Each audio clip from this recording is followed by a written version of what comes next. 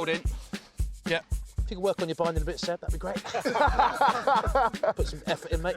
The big aim for this season, we've not done it yet, so to go unbeaten. Quite punchy to say that. It's good. Good that you're saying it. Yeah.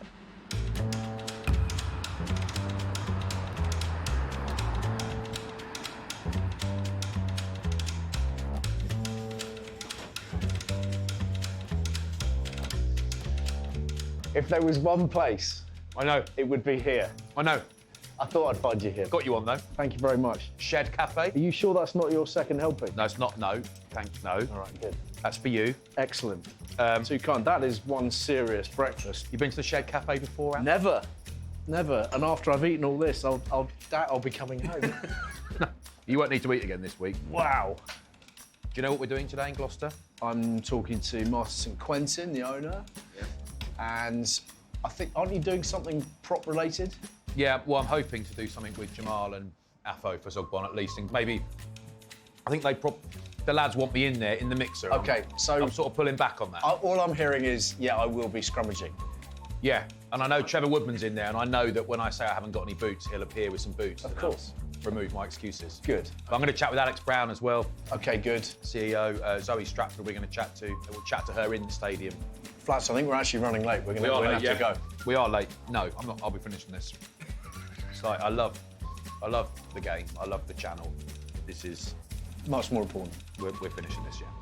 They can wait.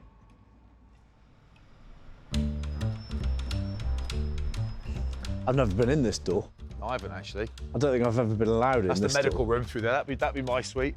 the Flatman suite. I know. All right, mate. Oh, look, we found the coffee machine. We found the coffee. All right, finally. Mate. How are you? I'm good to see all right. you. All right. Ali, Huddo. Hey, how are you? Nice to see you. Huddo and I played together at Bath for years, and then he stayed lean. Basically, was the main. What's this? You can't have normal milk in there, Huddo. Surely. Have you? We've been actually over there, like in the media room, complaining that there's no good coffee at King's Home. Turns out. Is that the Ridging machine? Just out of interest, are the lads are they good lads? Do they offer coffees to guests? Maybe. Do they? Nice. Good lads. Clem definitely would. Clem probably would, wouldn't he? Do you think? How busy are you, mate? Do you like coffee? Oh, do you even drink coffee? Funny you mention it. This is a very pressurised environment, Jack. You've never had 4 cameras on you making a flat white, have you? You coffee art as well? I'll try, mate, but I hope you're not fussy. Ah, there's the old, the old drunk swan. There's a little bit going on. Which one would you like, mate? I'll have a smaller one, please, if that's all right. Thanks, mate, I appreciate that. It's really kind, thank you. What do is this coffee art got a name? That's just a bit of a heart/flower, to be honest. Whatever you like it to be, really. Yeah, dying goose. Is that your peril, mate? Looks lovely, thanks, mate. No worries. Appreciate Thanks, that. Jack. Do you want feedback on it, or you? No. Cool. I'm all Yeah. good. Thank you, mate. Yeah. Cool. Yeah. Just offering. That is lovely. That is I know you didn't want it. That is a lovely coffee. Thanks, mate. So this is 100 Club, Al. Right, Dave Sims. Dave Sims, the late Dave Sims, legend. Tony Window. I still now, got a couple of mates, and if we want to meet up for a coffee, on WhatsApp we'll say, anyone got a Tony this week? As in, anyone got a window? Still now, say, anyone got a Tony? Brownie. Hello, mate. I think I have to call you Alex now. You do? I think so. It's all very Mr. Brown. Nice to meet you. How you doing? I'm good. Yeah, I'm good. I think it might be 30 years on from when we first played together. God, that's a long time. Look, it's schoolboys, England schoolboy trials. I'm still talking a lot. And you're chief executive of a PREM rugby club. Someone's done better than me. Oh, you're kidding me. You got your own parking space. I park in the street, mate. How are you enjoying it? It's good. I mean, don't get me wrong, it's been challenging. Yeah. This season has been challenging, but it's a huge honour to be in this role. But it's also a high pressure job. We reviewed both the playing squad and the coaching team, and felt that we didn't necessarily have the depth in either side to really compete. And we've readjusted that because we don't have to. what have you basically decided? What are the changes you've decided on that you can tell us about? We needed our pack to be Yeah. strong. We needed it to be So represented. Dewi late, you got John Klein, you got Jack Morgan. Yeah. Yeah, and you got Dan Robson at 9, but up front you got Joe Joyce, who Joe embodies, Joyce is in. embodies King of Southmead, now the culture. King of Gloucester. Yeah, and he's going to be a great addition. We felt that the depth and experience within our coaching group needed enhancement. Yeah. So we've made some changes there. The most significant one being Chris Boyd. Chris Boyd. Chris Boyd coming in as technical director. That's a big signing. It's a That's stellar a massive signing. Yeah. We're delighted with it. I mean, he is. When I spoke to him a few months ago, you could just sense he is just rugby man through and through. Gets people, gets the culture, gets the Premiership, gets the whole piece. Clearly, has delivered success for Saints in the Prem. But to support him, the other addition is Rob Burgess. Right, okay. And Rob's from Bath. From Bath. Yeah. So you steal from the top. Yeah. Future's bright. Good luck, mate. Cheers. Keep going. See you in 30 years, yeah? Martin, great to see you. Can we talk about the identity of the club? Because I suppose over the years it's evolved a little bit. Back in the day, the grizzled forwards and the pack was very much the basis. Do you feel like Gloucester Rugby at the moment has a clear identity? Fair question. I would say we've lost quite a bit of the identity that we enjoyed, if you like, for 125 years as an amateur club and 20 years perhaps as a professional club. We're working hard to get that identity back. We've made a number of announcements about our squad for next year, for example, which are very, very forward orientated. So I think you'll see, I hope very much that the shed and everybody who comes to the stadium and the TV viewers will see a much more aggressive Gloucester. And it's something we're working hard as a board and as a management team. What would success look like in the very short term for Gloucester in the next 2 or 3 seasons in your mind? We want to win the Gallagher, and the fans deserve that. It's long overdue to win the league here at Gloucester. Very, very simple. Very simple, easy. Very easy. Great stuff. Thank you very much.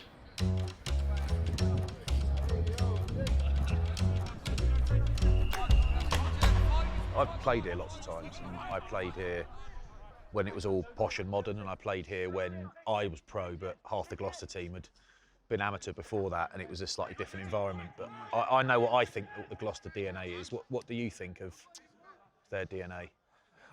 I think it's changed a lot. And I remember coming here early days when this was a bog, and it was all about the pack. It was all about the nasties up front. I think they've drifted away from that. Ultimately, you think about it, they're one of the only teams in the Premiership that have been there since the start and they've never won it. And this rugby club should have won the Premiership by now. I need a top on, really. I can't scrummage in this. It's designer. I got it off Finn Russell. It was too big for Finn. I got it off Finn. I've got like a really thin T-shirt. That'll just get... What happened is it'll get ripped, which I don't care about. More than that, when I bind up, it'll just come up and everyone will see my gut sticking out the sides. That's... Don't worry about it, Dom. Don't worry about it. Can you help me off with these?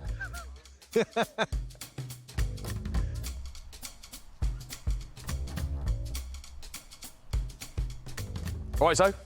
Hello. Zoe Stratford, I won't use your maiden name. Can Does do it annoy for. you? Not one bit. Not one bit. How's life at Gloucester-Hartpury? Yeah, it's been good. Unbeaten so far this season. So yeah, girls are on an absolute roll. And I think that's the big aim for this season. We've not done it yet. So to go unbeaten would be... Quite punchy to say that. It's good. Good that you're saying it. Yeah. We want you to say them, but they can bite you. But you're okay saying it. When you've said it now, Yeah. it's on camera. I think so. I think we've had to up our goals because obviously we've won it for 3 years now, and to have another level to go to, that's like how we are as a club and how we want to perform. So being able to say yes, we do want to go unbeaten for the rest of the season is like the next stage of our development and something that we haven't done yet. So you're going for the 4-peat, and it is an interesting one because I guess once you're used to being dominant, you can get into a winning habit just like you can a losing habit, and that's great. But you have found that you've got to address the motivation thing because you've sort of done it 3 times, and people think because you're elite players it's just automatic, but it's not, is it? You've got to find a way to stoke the fire. Yeah, and I think we definitely struggled with that, especially after the World Cup, coming back in with such a short turnaround, like having to find that want and fight. Like I would probably say like that first month was a test of the character in the group, and like actually finding a bit of fight to actually want to go out there and be at training and like developing.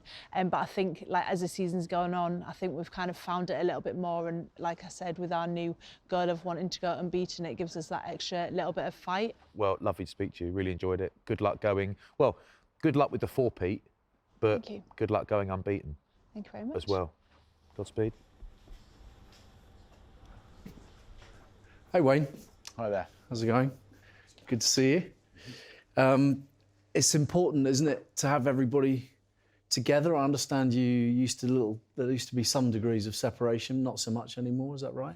No, and it's great that all the lads are together, and certainly the academy boys transition into that senior space to be part of one collective. It is really important to build a culture of a club and actually help these lads come through the academy and transition a lot easier. As the club looks to grow and move on, what would you like to see across the next couple of years? If we were to talk in 2 years' time, where would you like to be from an academy perspective?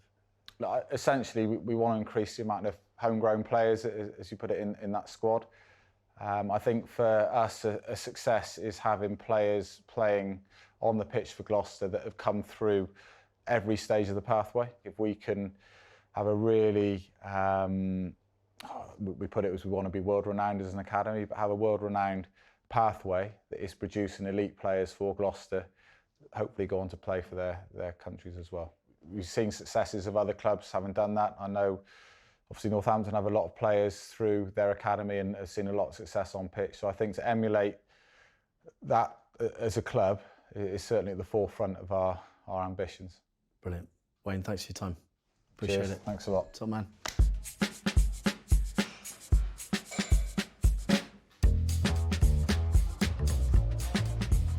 Jeez, this is punchy. Well, this is This is flash, mate. This is proper, isn't it?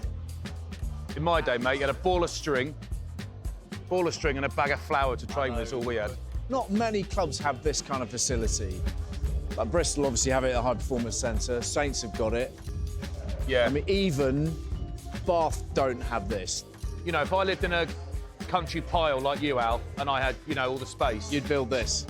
Yeah, I've got a reduced version of this, obviously. I don't need 6 racks, but this is the rack I would have. Okay. You got everything on there. In terms of free weights. It's a beautiful setup. Right, lads? You all right? I saw Genji on Instagram doing 150 for 8. Where are you at on Close to that, yeah. Yeah. Yeah, like 8 for 150. Yeah. Here at Gloucester, they're doing something really groundbreaking in conjunction with Oxford University and Yeah. the Podium Institute, which is to be able to establish the effects of concussions within a couple of hours of the impact, which has never been done before. So I came in on a match day a week or 2 ago, and I went through the entire process. By having the scanner out the back, literally in the Kingsholm car park, a series of tests would take place. Pinprick blood test and a saliva test, which essentially allows them to analyse the blood chemistry, saliva chemistry, to check for some of these proteins that are released in, as I understand it, greater numbers, greater volume, post-collision. They put people into a stability test, so you're literally standing next to a wall and they're measuring your stability by how much you're swaying and whatever. They make that more difficult again by putting you on a foam board, and you have to stare at an X on the wall. There's a device that was strapped to my head that clearly is measuring something to do with my brain. I wasn't quite sure what. Maybe not much going on there. There's a pupillometrist. Do you know what a pupillometrist is? Sounds niche. Something to do with Your pupil. your eyeballs. Yeah. Yeah. So shone a light in my eye, and they were able to track the reaction to the light. And then I was put in the scanner, and they have the MRI scanner right there on site. So within a couple of hours, you will have a very good understanding of what's going on in the brain at that time, Yeah. which previously would have taken, well, much longer than a couple Days of at hours. least. Yeah. Yeah. you're immediately making the player safer and the game safer as a consequence. So I don't know how long it will take to get to that point. The main question I've got about it all was how much room was there left in the MRI scanner when you were in there? Because my point is there's some big rigs at this club, There apparently is a setting for the larger gentleman. Yeah, or lady. Or lady. Some big units knocking around in the Gloucester-Hartpury This team, is mate. true. So fortunately, that wasn't a requirement for me, but a few more breakfasts like that and we'll be needing the different setting.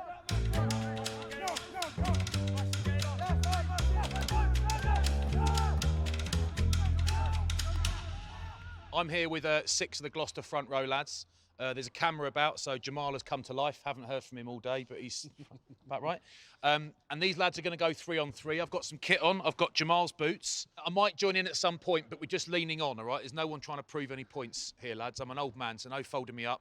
But if you form up the front rows and tell us what you're sort of looking to do. The main point of 3v3s, you're not going full ball with like 8-on-8.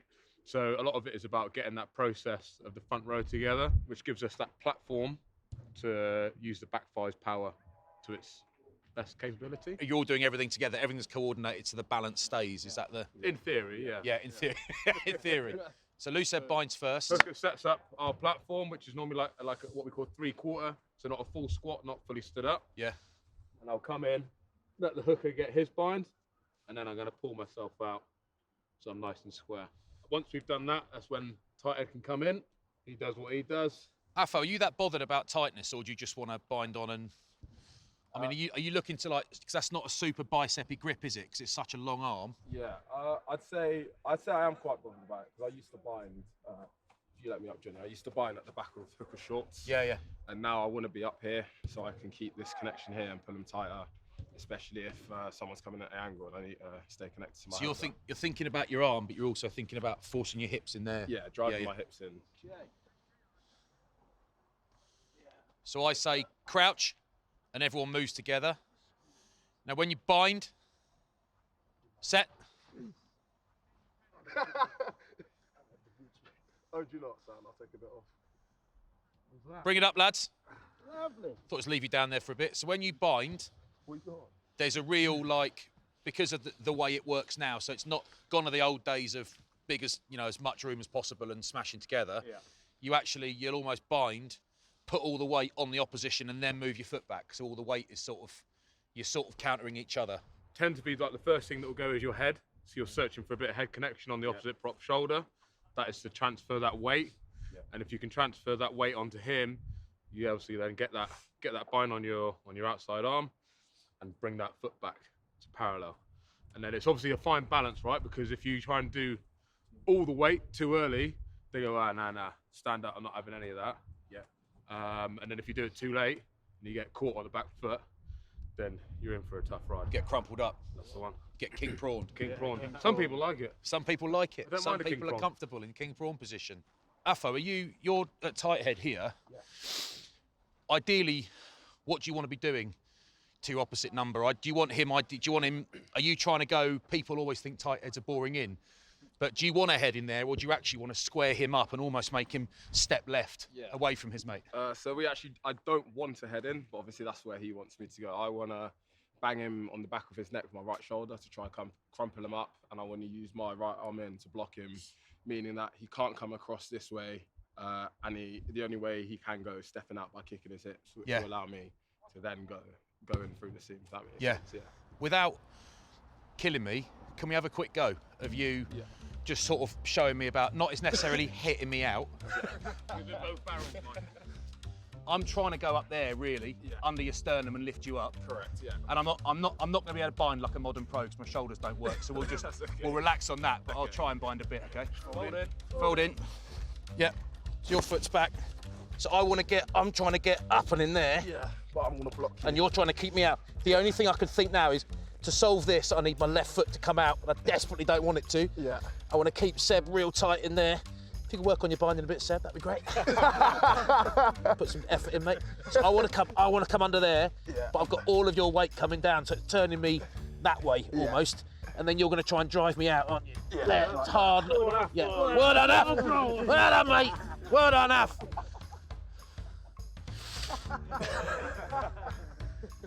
It is nice. It's nice. And then you and I, presumably, we're playing against. We don't need to keep doing demos, but No, we can. we would try and crack him on the set. Yeah. Because he's so big. If he gets in a nice position, you won't get him out of it. But we would try and do a bit more than we're doing here. We'd try and crumple him. Yeah. In that first couple of inches to save him getting in that spot. For me, like the worst thing I'd want is Afo to sort of almost like sometimes a good side would get their head almost there. Yeah. So they basically got straight in between us. People don't actually realise that when a prop gets popped up, it's not just because of the opposition. It's because their second rows are pushing so hard up that something's got to go. Yeah. And it ends up being like the tight head in most cases. Pressure release valve. Any particular loose heads particularly strong in this league that stand out? If you had to pick one? Max Leaf. Leaf? Yeah, he's like, he doesn't bend. Like you can, and even if he does, he'll just stay there. Like there's a movable force. So it's not all show. The rig isn't all show. He actually delivers. Yeah, I had to cheat the other week when we played him. We spoke about it after the game. We had a laugh about it, but what did you have to do? Just whipping him down. Old head. There's an old head on those shoulders, mate. There's an old head on there. There's an old head. What about you, Joe? So you're playing loose head against, say, Joe Hayes, who's the kiddie at the moment. He's doing great things for England. Every inch he looks the test tight head at the moment. What's he particularly good at? I was imagine, tell me if I'm missing a point, I was imagining with somebody, a bit like Afo, with somebody with that much sheer size, and you can sort of tell by the arse and hammies on him, there's a lot of power there.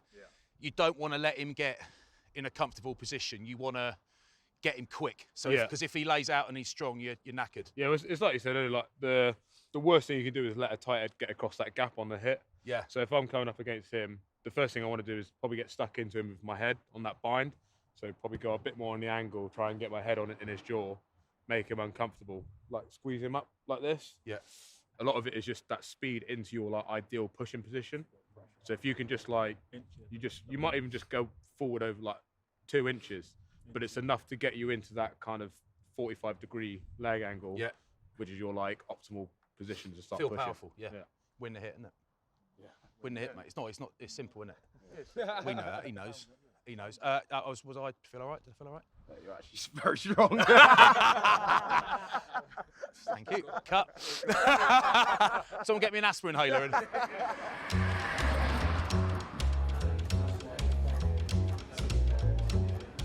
Thanks, Gary. Very kind Cheers, of you. Gar. Cheers. Thanks, mate. Well done. Famous Teagues bar. Yeah. Flats, end of a long day. Favourite bit of the day? I know which mine was for you. Scrummaging against Afo was my favourite bit. Yeah. Obviously. I mean, not entirely comfortable, but I enjoyed it in there. Well, he's a big boy. Do you know what he weighs? Yes, I do know what he weighs. I don't know why you're asking.